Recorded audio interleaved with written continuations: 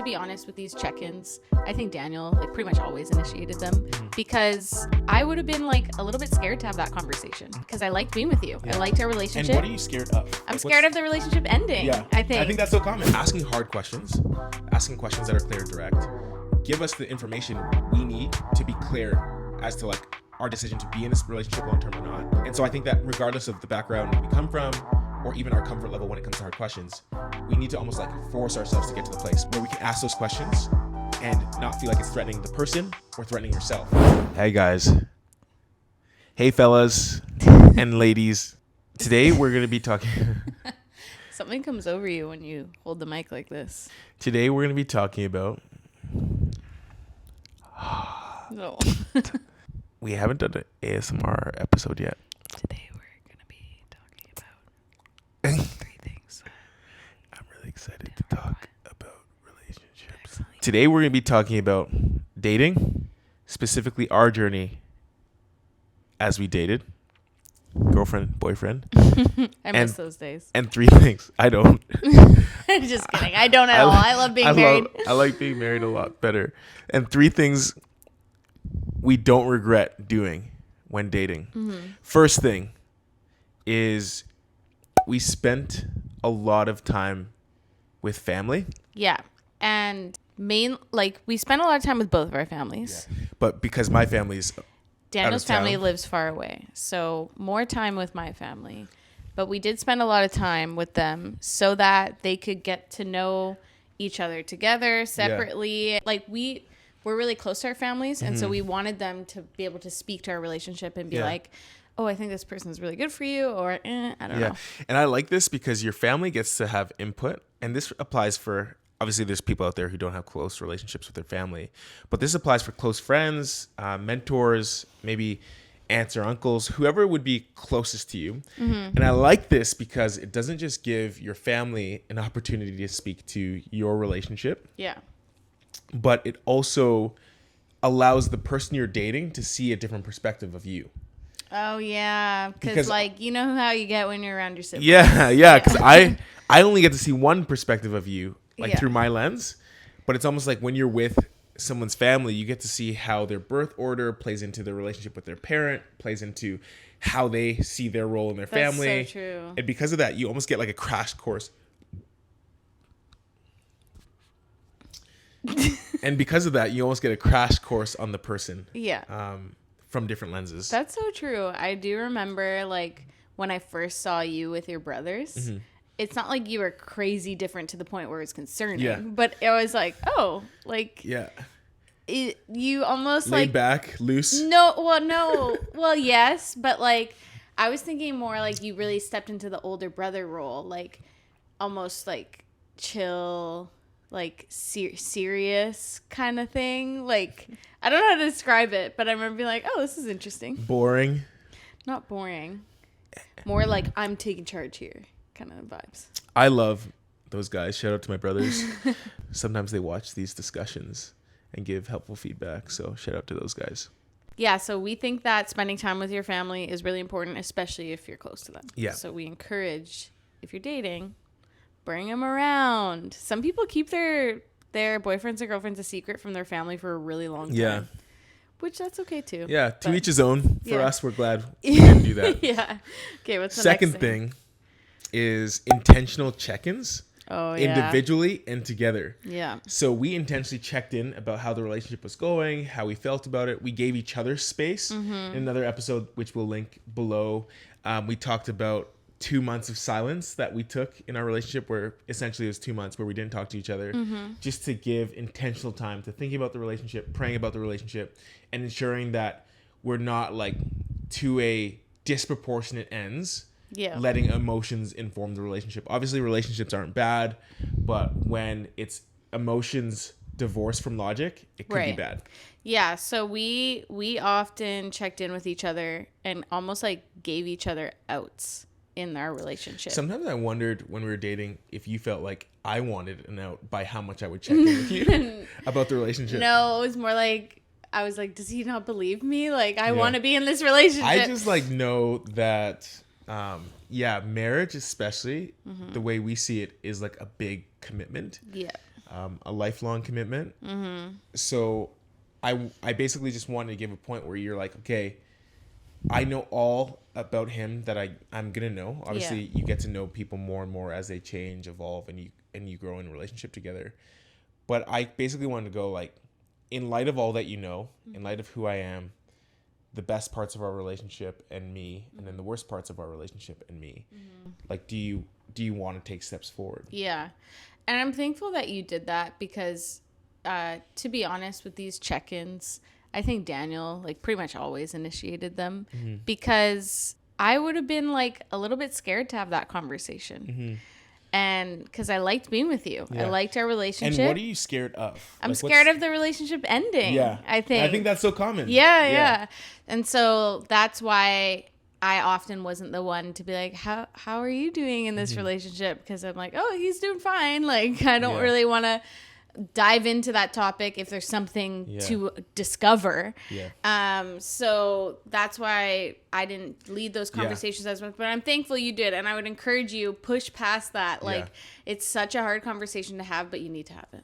I think there's sometimes people grow apart in dating relationships, or they're not actually compatible, and there's nothing obviously wrong, but these relationships, because of that, they just drift into marriage as opposed to being an intentional, conscious, thoughtful choice. And because of that, you see people married for 5, 10, 15 years who are never compatible. They start to resent each other because they feel like, okay, now that we have kids, or now that we don't have an out. But I believe that a part of the reason that they find themselves drifting into marriages like that is because they never intentionally chose the other person. They've just kind of drifted. That's just a theory. Or they've let, like, you know, oh, we've been together 5, 6, 7, 8, 9 years. Like, so we may as well get married. Like, why wouldn't we get married? And it's like, well, sometimes you get married and you realize, oh, that's why. Because I had a feeling this wasn't the right decision, and this wasn't. Yeah, you don't want the person, like your choice to marry someone, to be like, oh, there's no better option. Or we've been together for so long, it must be the default setting. Right.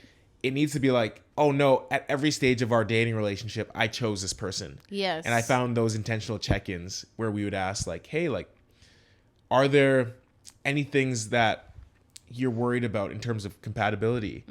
Do you feel like the version of our future relationships that we're, I guess, almost like dreaming about, you individually, me individually, do we feel like those line up? So we'd ask questions like those with hopes that it would unearth genuine feelings of, this is a great relationship and exactly what we want to pursue, or this is actually looking more and more like it's not aligning. Right. And that brings us to our third thing we did that we didn't regret, which is ask hard questions. And so I think especially when you're first getting to know someone, you might really like them, but you might be like, oh, dang, they really want to be like a farmer and I love the city. Like, that's probably not going to work out. But I think it can be easy to avoid talking about that in a serious way because you really just want to be with a person, you know? And so you can find yourself just caught up in the everyday life of like fun and adventure with the person you're with instead of like addressing the questions that need to be addressed to see if you'll actually work out together. Yeah. What do you think gets in the way of people asking hard questions in a relationship?